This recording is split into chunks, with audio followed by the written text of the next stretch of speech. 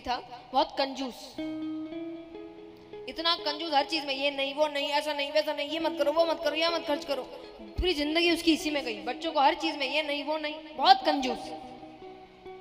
साल बीते, अंत समय आया, बिस्तर पर है कमरे में, बेटे सब आस पास खड़े हैं, बहुएं खड़ी हैं, हालत इतनी खराब है कि ठीक से आवाज भी नहीं निकल रही, पर एक तरफ इशारा कर रहा है।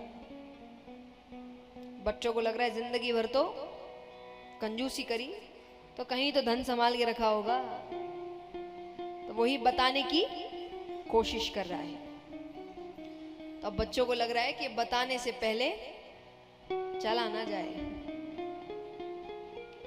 तो बच्चे कहे कि कहां कहां, अब उससे बोला नहीं जा रहा, वो इशारा कर रहा है, वो करे क्या तोड़े, दीवार तोड़े, यहां रखा है वहां रखा, उसको लग रहा है ये चला ना जाए। अंत में छोटे बेटे ने कहा कि काम करते हैं, मैं पिताजी के मुख की ओर अपना कान एकदम करीब ले जाता हूं और पिता आप बोलने की कोशिश करिए। तो वो एकदम पास लेकर गया अपना कान, और पिता कहते हैं कि जब पूरा परिवार यहां बैठा है तो हॉल का पंखा क्यों चल रहा है?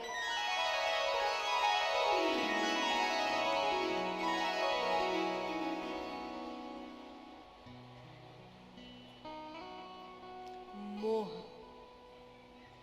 ये मोह है, पड़ जाता है ना जब कुछ नहीं सूझता, मर रहा है वो, सब कुछ यही छूट रहा है, उस वक्त भी उसको लग रहा है कितना बचा के चला जाओ। ऐसे में व्यक्ति को भगवान याद आएंगे? किसी को नहीं है, दूर दूर तक ख्यालों में नहीं आते किसी के, लेकिन अगर आ गए तो नरक नहीं जाए, ये पक्की बात है। तो वो कहे कि ऐसा किसी के साथ हुआ है? बोले हुआ है। कन्नौज नगरी में एक ब्राह्मण रहते थे, उनके पुत्र हुआ अजामिल। वो बड़ा होता है, रास्ते से जा रहा था कि उसने एक व्यक्ति को एक गणिका के साथ संभोग करते हुए देख लिया। उसका मन आ गया उस गणिका पर। अब मन आ गया बात अलग होती है, लेकिन कई बार मन ऐसा आ गया कि अब उसको सही गलत समझ में नहीं आ, बुराई प्रवेश कर गई। अब एक बुराई आए तो अपने भाई बंदों को बुला ही लेती है, धीरे धीरे सारी बुराइयां आने लगी, सारे गलत काम करने लगा। पिता यहाँ मृत्यु हो गई, अब पूरी आजादी, किसी का डर नहीं। अब यहाँ पर एक बार उसी गांव में एक ऋषि तपस्या करके उठते हैं। अब उनको एक रात बितानी है, वो कहे कि रात मैं ब्राह्मण के घर बिताऊंगा। अब उस जगह ब्राह्मण का घर एक ही है, अजामिल। तो लोगों ने कहा घर तो है पर ब्राह्मण कहलाने लायक नहीं है वो। बोले मुझे क्या करना है, मुझे घर रात बितानी है बस, लेकिन ब्राह्मण के घर।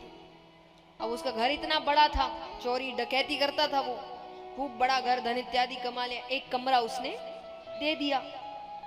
जैसा मैंने कहा, अच्छा व्यक्ति वो जो बुरे में भी अच्छाई ढूंढ ले या बुरे में भी अच्छाई डालने की कोशिश करे। तो सुबह जब वो जाने लगते हैं तो उन्होंने कहा कि कुछ चाहिए? अजामिल का सब है मेरे पास। हाँ आपको कुछ चाहिए तो बताइए। वो कहे नहीं।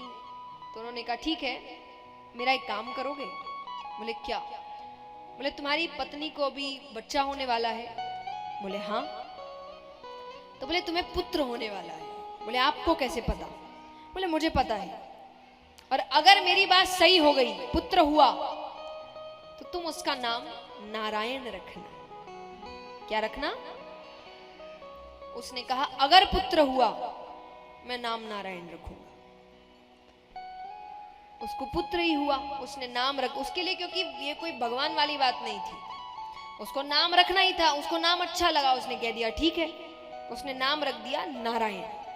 अब क्योंकि घर का सबसे छोटा बच्चा है, उसमें मोह ज्यादा है। अब दिन भर उसके मुख में एक ही नाम, नारायण। इधर आना, नारायण को ले जाना, नारायण को घुमाना, नारायण को खिलाना, नारायण को ले जाना, नारायण नारायण नारायण, दिन भर नारायण। समय साल बीते, अंत समय आया, यम के दूत आए उसको ले जाने। पापी है और कौन आएगा? ले जाने लगे तो डर के मारे जोर से चिल्लाता है, नारायण मुझे बचाओ, नारायण मुझे बचाओ।